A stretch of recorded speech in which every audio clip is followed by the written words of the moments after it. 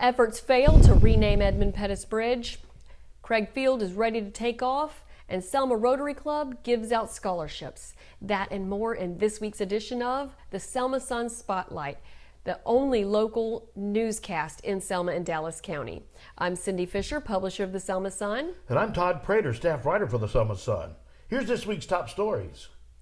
Another attempt to alter the name of the Edmund Pettus Bridge has failed. The Healing History Act, which was introduced by Senator Malika Sanders Fortier, passed the Alabama Senate by 23-3 margin. It was in the House for consideration when the session ended, which killed the bill for this year.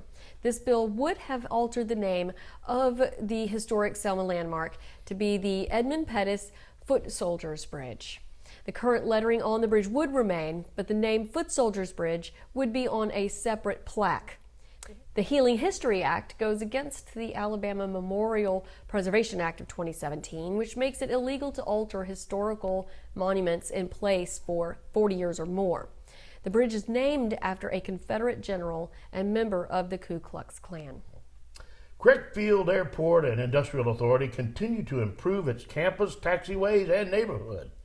Executive Director Jim Corrigan says they've hired a full-time grant writer who's helped get funding for many improvements, including tearing down dilapidated buildings and fixing the flight line. Alabama Power has improved the lighting.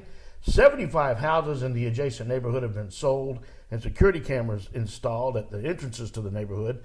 That sends feeds to Dallas County Sheriff's Department's Drug Task Force, too. Other improvements include 2 new playgrounds and a new church on the way. Also, the community event Jesus Day is going to return May 1st after taking a break because of COVID.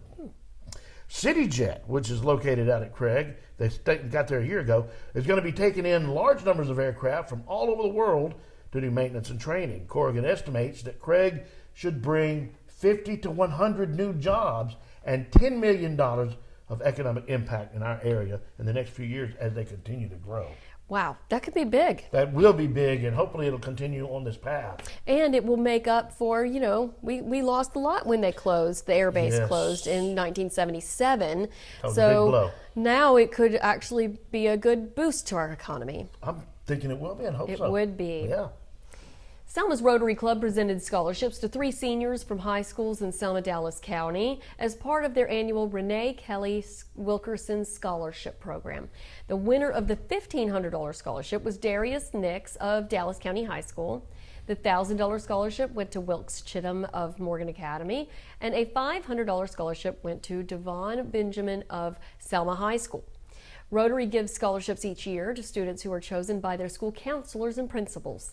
It is named for Renee Wilkerson, who was the youngest president in the history of both Selma chapter and in the district's history, when she took over as president at only 22 years old. Wow. She left a legacy when she died in a car accident in 2017 at age 29. Now, Councilwoman Janie Thomas will be presenting a scholarship to a graduating high school senior from Ward 7, which she represents. This scholarship is in memory of Alexis Hunter, who lost her life to gun violence at Selma High School in 2013. Thomas will present the $500 scholarship along with Hunter's mother, Joanne Hunter Walker, during the annual Stop the Gun Violence rally on April 30th at noon across from Selma University. Coincidentally, there was a murder in Ward 7 on Monday. It was a shooting of a 21-year-old. That's so sad. It shows how badly we need these Stop the Gun Violence rallies and how we need to spread the word that there's other ways to solve problems. Right. Having a gun is fine, but if you have a problem with somebody else, find another way. Conflict resolution. Yes, there are other ways. These kids are killing each other. It's hard to watch. It is. On a good note, though, Amy Carmichael has been named the Executive Director of the Dallas County Family Resource Center. Carmichael came to the center in 2016 from Sabre Sanctuary, and as many people know, Amy's actually been fighting breast cancer for the past couple of years, but even though she was taking some time off, she still did some work from home and was still included in what was going on at the Resource Center. So when former Executive Director James Thomas decided, after he grew the center for 8 years, that it was time for him to move on and hand the reins over to somebody new, he recommended Carmichael. She says she's dedicated to continued improvement in the quality of service that's offered by the center, which provides several different services, including eviction prevention, rehousing and sheltering of the homeless, and parenting classes, among a large number of other services. Now, many clients are referred to FRC by DHR or the courts, but if you feel you have a need, you can call 874-7785 or go by the office at 431 Church Street or just go to Selma-DallasFamily.com. What a great program. Fantastic program. Good people, too. Yes. The Michael Johnson Foundation held its Spring into Wellness Fair on April 9th at the Selma YMCA. Thomasine Johnson, who's Michael's mom and organizes the event, says the crowd was great and the vendors were aplenty. They even had the Red Cross Bloodmobile parked outside. But she says she has ideas to make this next one even better, and that one will be in the fall. And if she says it's going to be better, it'll be better. Oh, yeah. She's good at that stuff. We'll keep you posted. Oh, yeah.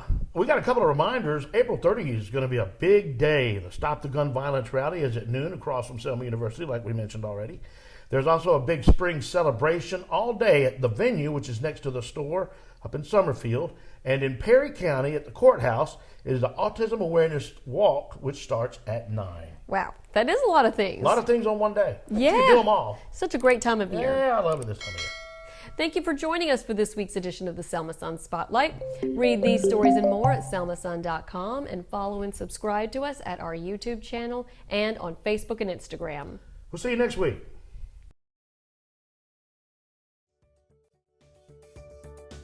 Share what your company has to offer during the Selma Sun Spotlight, a weekly newscast that earns 20,000 views a month on the Selma Sun social media platform. Insight shows viewership is heavy in the Selma-Dallas County community and stretches across the country with those watching who love Selma from afar. Become a presenting sponsor, industry sponsor, contributing sponsor, or a segment sponsor. Contact publisher Cindy Fisher at area code 205-789-0973.